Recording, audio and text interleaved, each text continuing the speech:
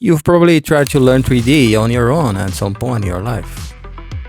And you came across all these buttons, menus, and a black screen that feels like a void. Trust me, I know how it feels to have no idea what you're doing. Here is the secret. You don't need to learn the whole software. Only master the core workflow, so you can focus on Photorealistic. If you try to learn everything at once, we'll quit in 3 days, guaranteed. Today, we focus on 10% that actually matters. The best way to do this is have a plan before we start. Let's talk about the 3D software. Actually, the most part of time you need only 2 tabs. Create to add objects and modify to change them. Forgot the rest.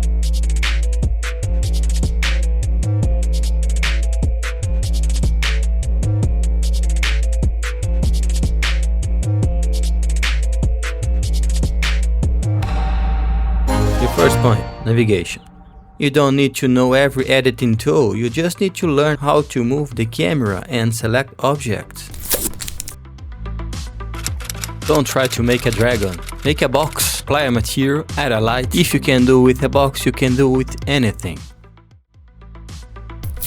Now that you can move around, it's time to build something. To get a professional look, you only need to master 3 things: modeling, materials, and lighting. So let's go and modeling something.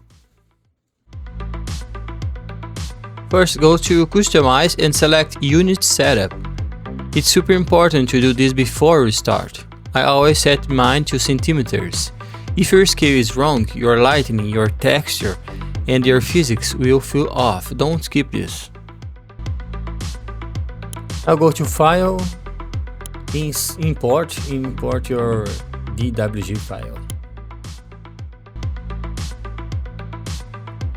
Now that we have in viewport our front view, our side view, and our basics drawing, we can start to modeling. Here in 3ds Max, for top view, you can press T and Z. Select the box tool and press S to snap. And we need to find the height.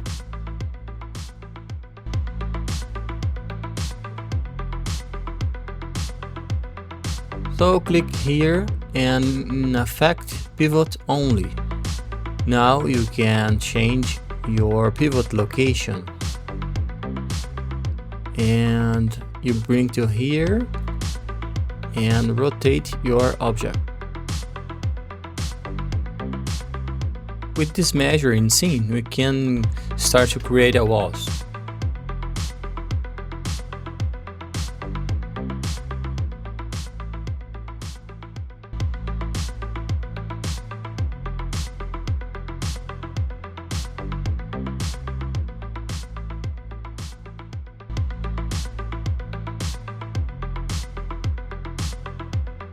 Now we create other box and press S and snap to the other one.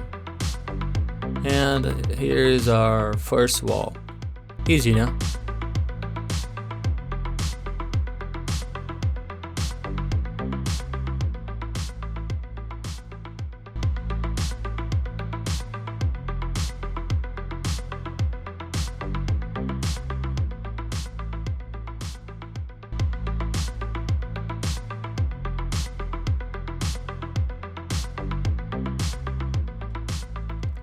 And here we are, our first space modeling in 3D.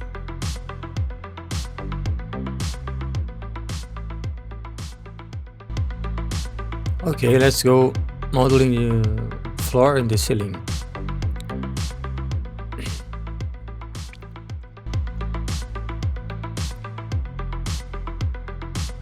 So before we can hide this DWG, you can click with right button and hide selection. Now you can press T and Z, sorry. So here our first problem in modeling, how to solve it. So you can click in a box and press Ctrl P you transform in the polygon. You can select the vertex and bring this point to other one.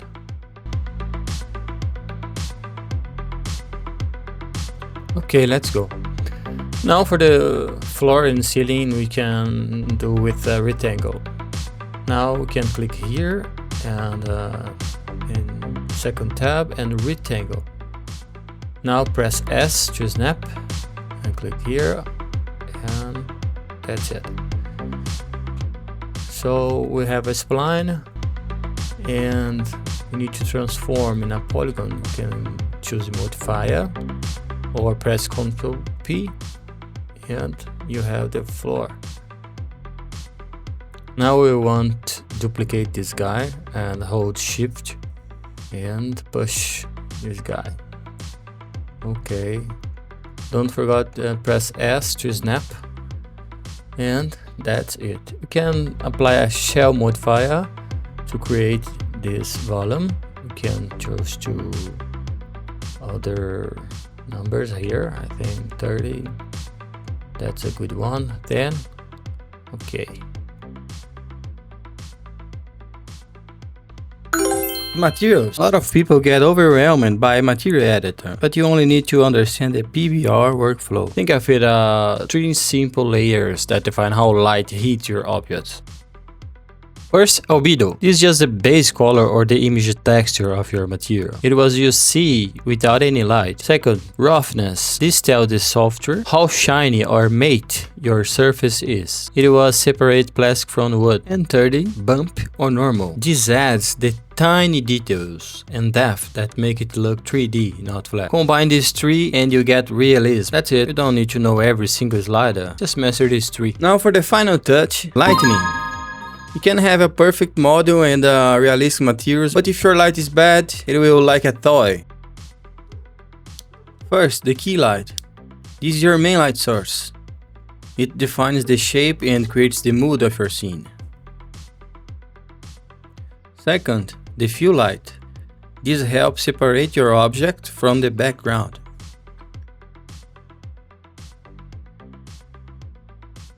Don't overcomplicate here. Move your light around until the shadows feel right. The shadows hitting the surface. You realize your scene has finally come to life. Here's a pro tip. The size of the light. Small lights create sharp shadows. They feel like aggressive sun, and large lights create a soft diffuse shadows. They feel natural, like a window on a cloud day. Don't just look only at the light intensity. Look at the edge of the shadows. If you want something that feels soft and professional, increase the size of your light source. It's the easiest way to give your scene that high like cinematic. So that's it, guys. We're covering the main steps, and now you have a clear direction to master these skills and start your own journey. I wanna say huge thank you for all the everyone stay at the end. I know my English is not perfect, but I've been trying to improve my English. Sorry for this. And I'm not a 3D guru, and I just love learning and share this point. I believe is very important. And that's it. Go create something. See you in the next one. Thank you.